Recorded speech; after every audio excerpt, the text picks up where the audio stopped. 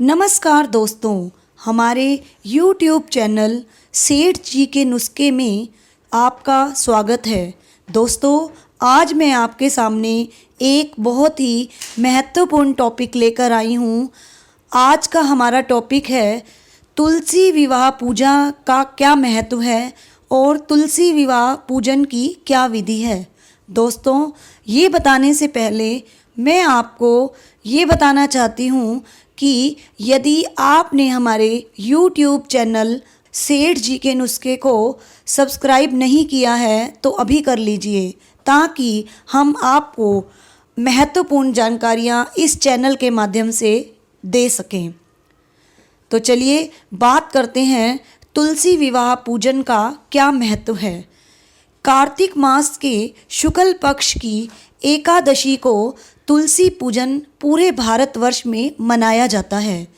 शास्त्रों में कहा गया है, जिन दंपतियों के संतान नहीं होती उन्हें जीवन में एक बार तुलसी विवाह करके कन्यादान का पुण्य अवश्य प्राप्त करना चाहिए। तुलसी जी का विवाह शालिग्राम जी के साथ किया जाता है। शालिग्राम साक्षात विष्णु भगवान हैं। तुलसी जी को माता कहते हैं। तुलसी जी का विवाह क्यों किया जाता है, इसके पीछे एक सुंदर कथा है। कार्तिक मास में स्नान करने वाली स्त्रियां कार्तिक शुक्ल एकादशी को शालिग्राम जी और तुलसी जी का विवाह रचाती हैं।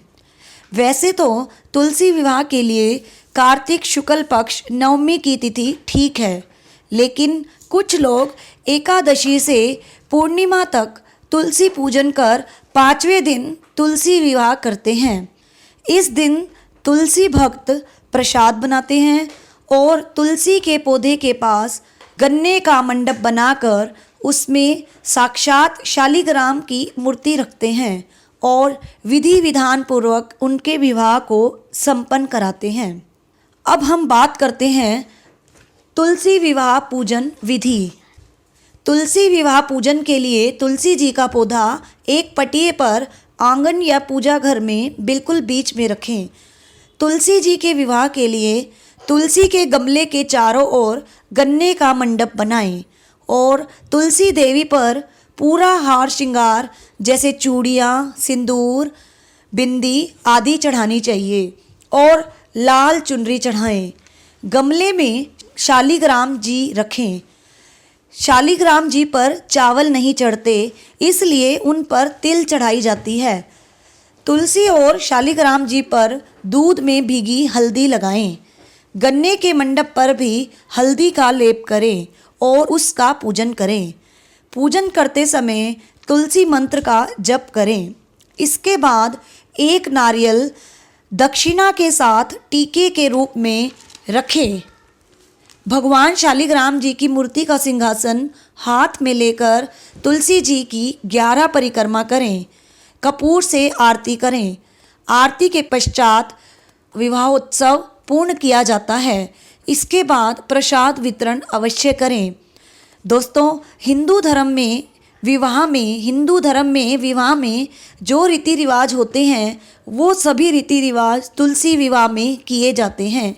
कहा जाता है कि जो मनुष्य मनसा वाचा कर्मणा से पूरे विधि विधान से तुलसी जी के विवाह को संपन्न करते हैं, उन्हें अश्वमेघ यज्ञ का फल मिलता है। पुराणों में लिखा है कि लक्ष्मी और तुलसी का संबंध भगवान विष्णु जी के साथ है, इसलिए जिस घर में तुलसी जी का पूजन प्रतिदिन किया जाता है वहाँ लक्ष्मी माता का निवास होता है। तो चलिए, तो दोस्तों, ये थी तुलसी विवाह पूजन की विधि।